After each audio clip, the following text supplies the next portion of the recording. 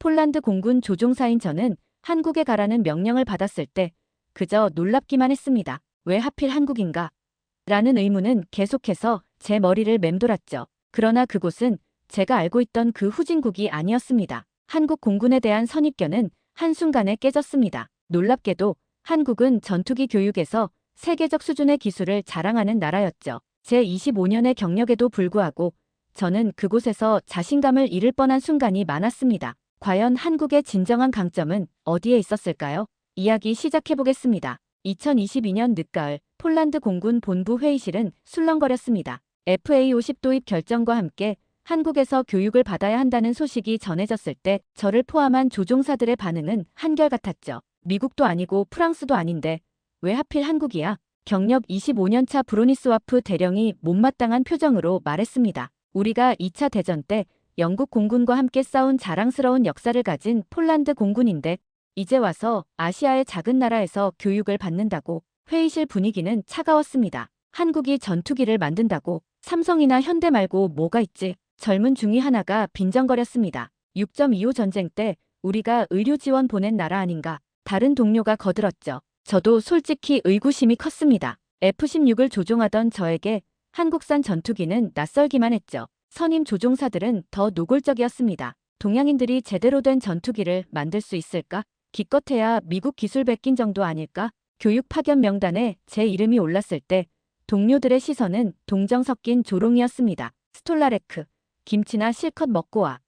한글 공부해야 하는 거 아니야? 그들의 농담에는 무시가 담겨 있었죠. 출국 전 브리핑에서도 부정적인 분위기는 계속됐습니다. 한국 공군, 글쎄, 미 공군 덕분에 겨우 유지되는 수준 아닌가. 한 참모가 말했습니다. FA-50도 결국 로키드 마틴 도움 받아 만든 거잖아. 아내 카타지나는 걱정스러워했습니다. 정말 괜찮겠어? 언어도 통하지 않는 곳에서. 딸 마리아는 지도에서 한국을 찾으며 물었죠. 아빠, 여기가 한국이야? 폴란드보다 훨씬 작은데. 출국 전날 밤 저는 인터넷으로 한국을 검색했습니다. K-팝, 삼성, 김치, 군사 관련 정보는 찾기 어려웠죠. 과연 이 나라에서 무엇을 배울 수 있을까? 의문만 가득했습니다. 인천공항에 착륙했을 때부터 놀라움은 시작됐습니다. 거대하고 현대적인 공항, 효율적인 입국 심사, 그리고 영어로 된 완벽한 안내 표지판. 이게 내가 생각했던 그 후진국. 공항에서 기다리고 있던 한국 공군 장교는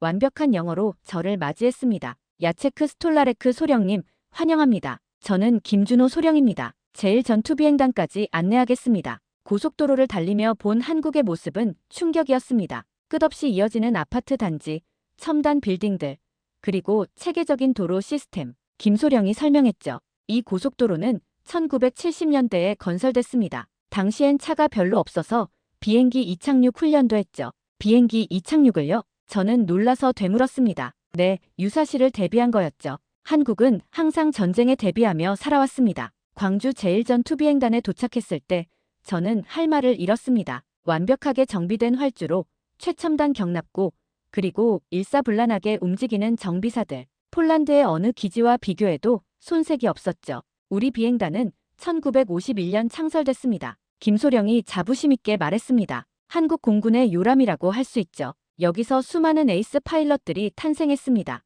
T-50 시뮬레이터 훈련장에 들어섰을 때는 경악했습니다. 최신 버전의 시뮬레이터가 즐비했고 각종 비상 상황을 재현할 수 있는 완벽한 시스템이었죠. 이건 우리가 폴란드에서 쓰는 것보다 훨씬 진보된 시스템인데요. 교관대위가 웃으며 답했습니다. 한국은 1982년부터 자체 전투기 개발을 시작했습니다. T-50은 그 결실이죠. 시뮬레이터도 우리가 독자 개발했습니다. 첫날 오리엔테이션에서 한국 공군의 교육 체계를 듣고 놀랐습니다. 우리는 퍼스트 인, 라스트 아웃 정신으로 훈련합니다. 비행단장이 설명했죠. 전투 조종사 양성 과정은 3년 6개월이 걸립니다. 기초 군사 훈련부터 고등 비행 훈련까지 체계적으로 진행되죠. 더 놀라운 건 교육의 강도였습니다. 하루 12시간 이상 훈련이 일상입니다. 비행 전 4시간 브리핑, 비행 후 3시간 디브리핑은 기본이죠.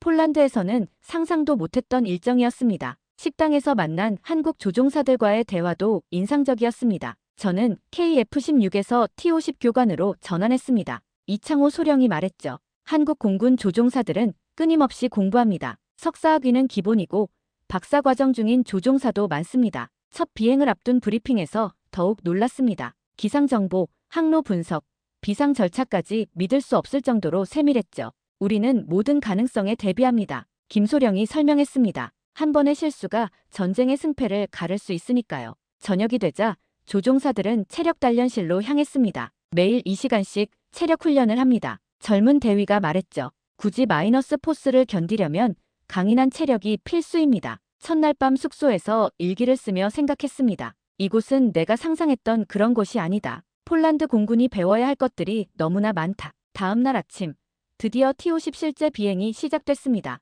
그리고 저는 완전히 다른 세계를 경험하게 됩니다. T-50 조종석에 앉았을 때 먼저 놀란 건 인체공학적 설계였습니다. 모든 계기와 스위치가 손에 닿는 완벽한 위치에 있었죠. 한국인 평균 체형뿐만 아니라 서양인 체형까지 고려해 설계했습니다. 정비사가 설명했습니다. 엔진 시동을 걸자 부드러운 진동이 느껴졌습니다. F404 엔진의 안정적인 작동음. T-50 이륙 준비 완료. 제가 무전했을 때 관제탑의 응답은 명확했습니다. T-50 활주로 18 이륙 허가. 이륙하는 순간 T-50의 진가가 드러났습니다. 경쾌한 가속력, 민첩한 기동성, 그리고 놀라운 안정성. 폴란드의 낡은 미그-29와는 차원이 달랐죠. 믿을 수 없네요. 이 반응성은 편대 비행 훈련에서 한국 조종사들의 실력을 실감했습니다. 칼 같은 대형 유지, 정확한 고도와 속도 조절, 편대 좌선 30도, 리더의 지시에 즉각 반응하는 모습은 예술이었죠.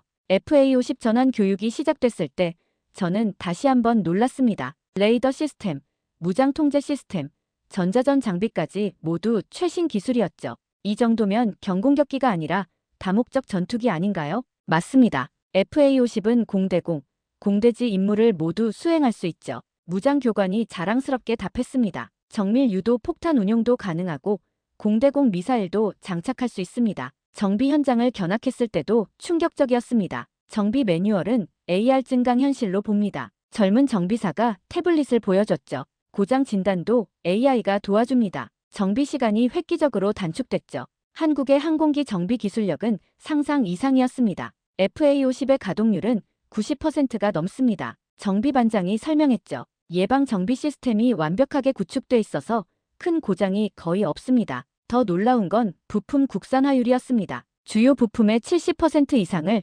국내에서 생산합니다. 기술 장교가 자부심 있게 말했죠. 엔진만 수입하고 나머지는 거의 다 우리 기술입니다. 주말이 되자 한국 동료들이 저를 서울로 초대했습니다. KTX를 타고 광주에서 서울까지 1시간 40분. 폴란드보다 빠른데요? 제가 놀라자 이창호 소령이 웃었습니다. 한국은 작지만 효율적입니다. 서울역에 도착했을 때 거대한 도시의 스카이라인이 눈앞에 펼쳐졌습니다. 지하철 시스템의 체계성, 깨끗한 차량, 정확한 시간, 그리고 무료 와이파이까지 유럽의 어느 도시보다 편리했습니다. 첫 번째로 간 곳은 전쟁기념관이었습니다. 한국 전쟁을 이해하지 못하면 한국을 이해할 수 없습니다. 김소령이 진지하게 말했죠. 전시품들을 보며 저는 한국이 겪은 아픔과 그것을 극복한 저력을 느꼈습니다. 폴란드도 2차 대전에 상처가 있죠. 제가 말하자 김소령이 고개를 끄덕였습니다. 그래서 우리가 서로를 이해할 수 있는 겁니다. 전쟁의 아픔을 딛고 일어선 나라들이니까요.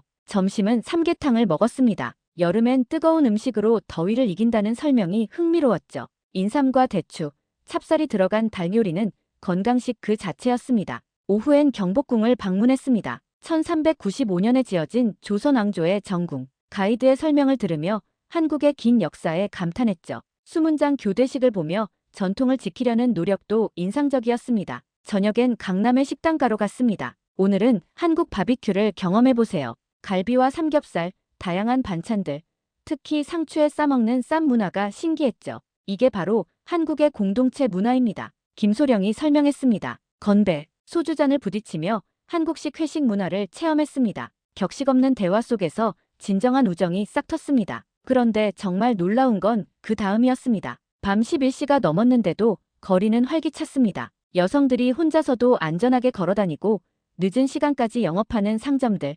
24시간 편의점들. 한국은 밤에도 안전합니다. 김소령이 말했죠. 치안이 좋아서 가능한 일이죠. 새벽 2시까지 이어진 회식 후 우리는 지하철로 집에 돌아갔습니다. 새벽 시간에도 정상 운행하는 대중교통, 거리를 청소하는 사람들, 안전하게 귀가하는 시민들. 이런 사회를 본 적이 없었습니다. 다음 날은 부산으로 갔습니다. KTX로 2시간 30분.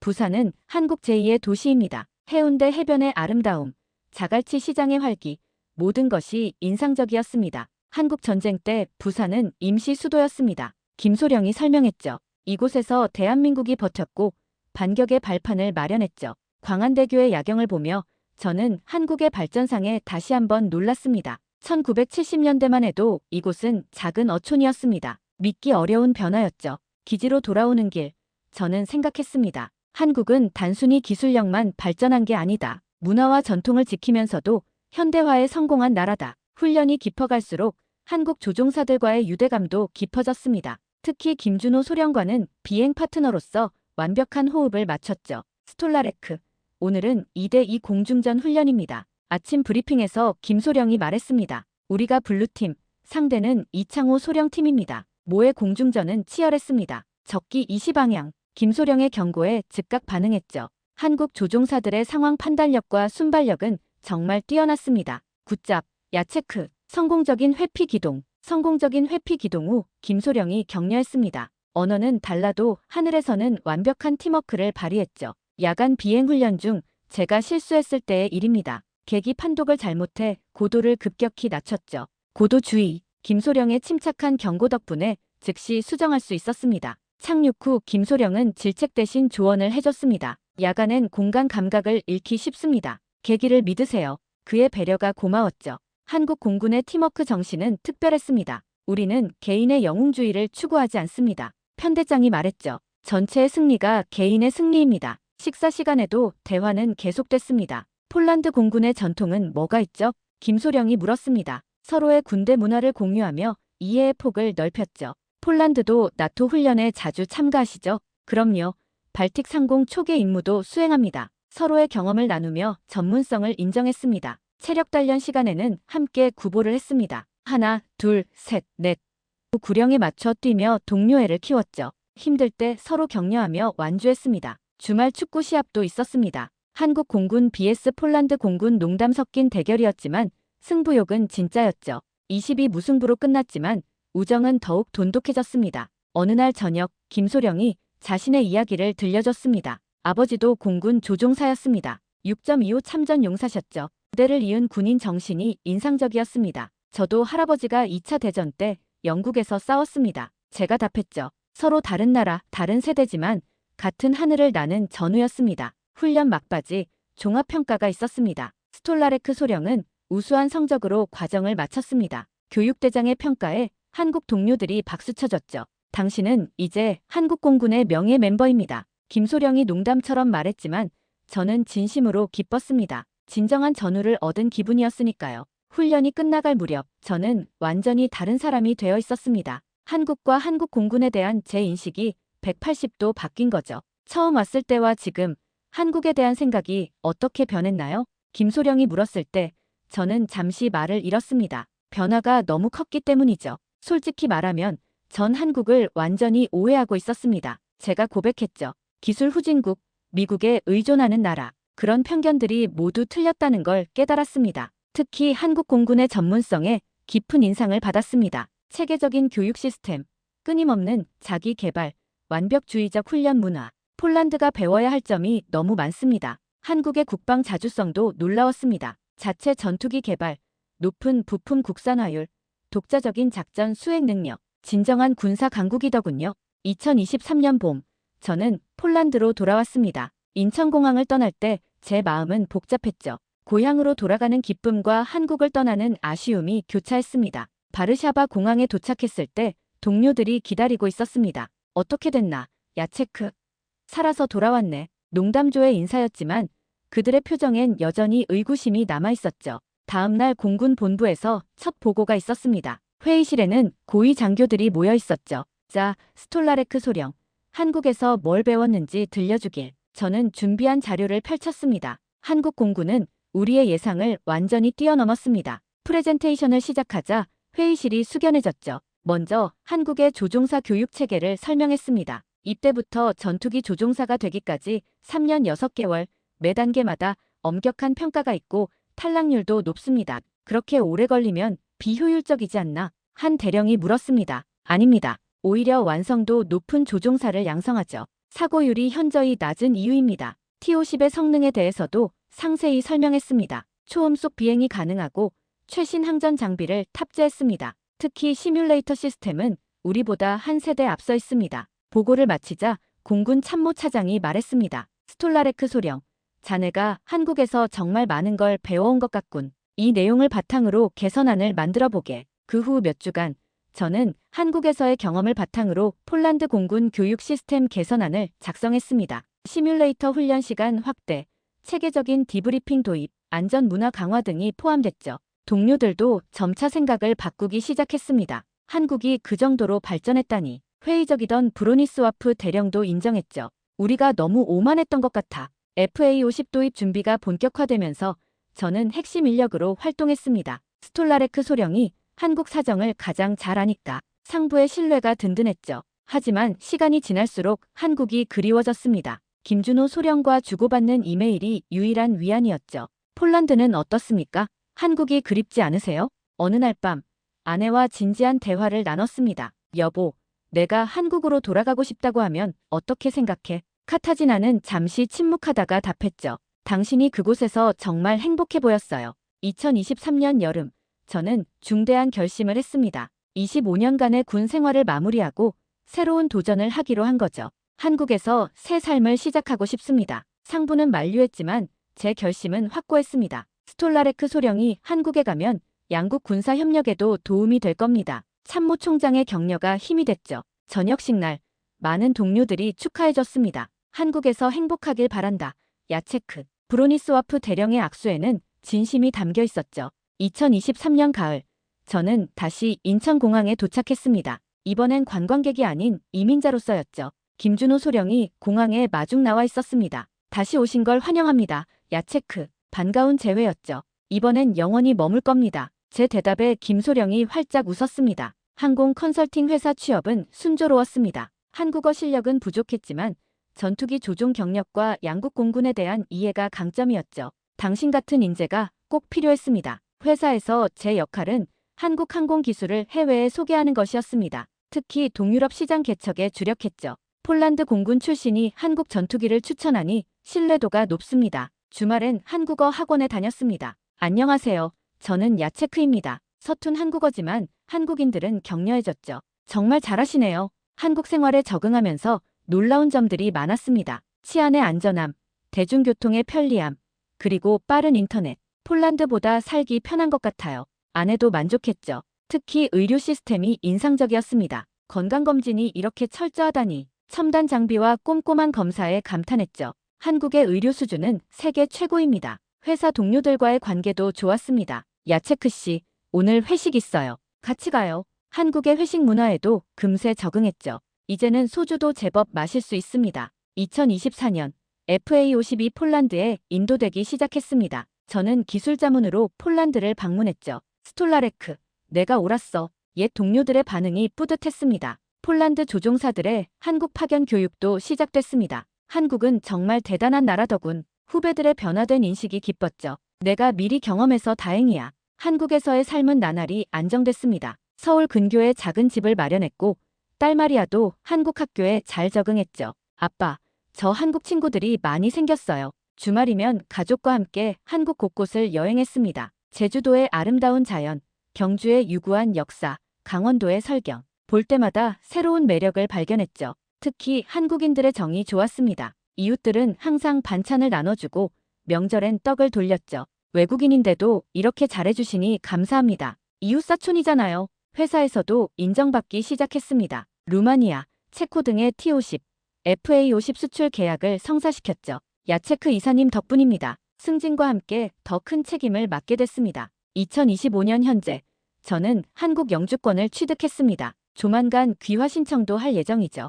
이제 당신도 거의 한국인이네요. 동료들의 농담이 진담으로 들립니다. 가끔 폴란드가 그립기도 하지만 후회는 없습니다. 한국은 제게 새로운 인생을 선물했으니까요. 편견을 버리고 열린 마음으로 다가갔을 때 놀라운 세계가 펼쳐졌습니다. 얼마 전 김준호 소령 지금은 중령입니다를 만났을 때 그가 말했죠. 야체크, 당신은 한국과 폴란드를 잇는 다리입니다. 맞습니다. 그게 제 새로운 사명이죠. 매일 아침 남산을 바라보며 출근합니다. 한강의 기적을 이룬 이 나라에서 저도 작은 기적을 만들어가고 있습니다. 처음 한국에 왔을 때의 편견과 의구심을 생각하면 웃음이 나옵니다. 세상에서 가장 큰 적은 자신의 무지와 편견이었다는 걸 깨달았습니다. 한국은 저에게 단순히 선진 기술만을 보여준 게 아니었습니다. 끊임없이 노력하는 정신, 서로를 배려하는 문화, 그리고 꿈을 현실로 만드는 의지를 보여줬습니다. 지금 저는 확신합니다. 한국을 선택한 것이 제 인생 최고의 결정이었다고 말이죠.